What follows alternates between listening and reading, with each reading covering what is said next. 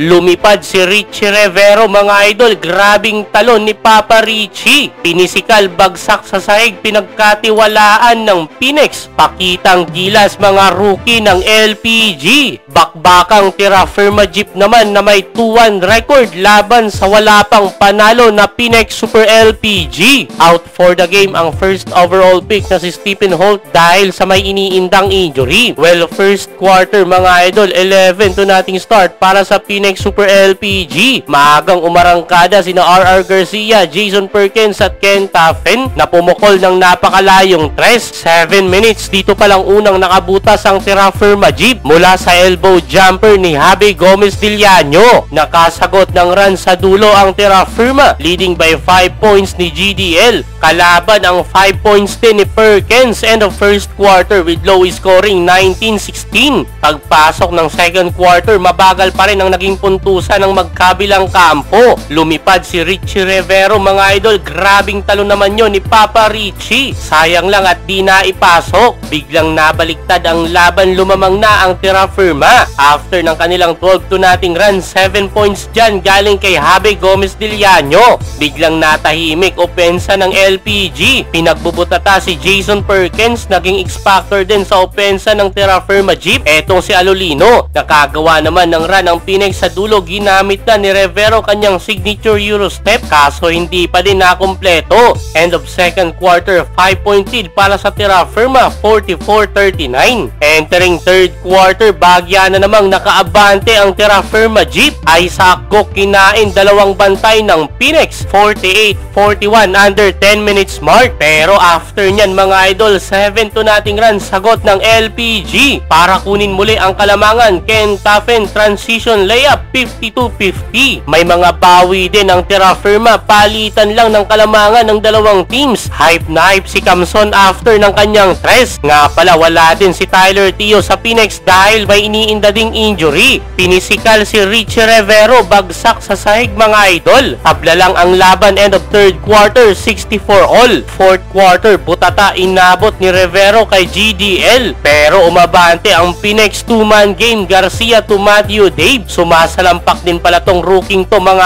idol. Phoenix up by 8 points, 76-68 under 7 minutes mark. Nagpatuloy pang lumayo ang LPG. Kahit alat ang shooting, pinagkakatiwalaan ng Phoenix itong si Richie Rivero. Lahat ng puntos niya nanggaling lang sa free throw mga idol. 2 minutes, lobo na double digit kalamangan ng Phoenix at finally nakuha na nila kanilang unang panalo.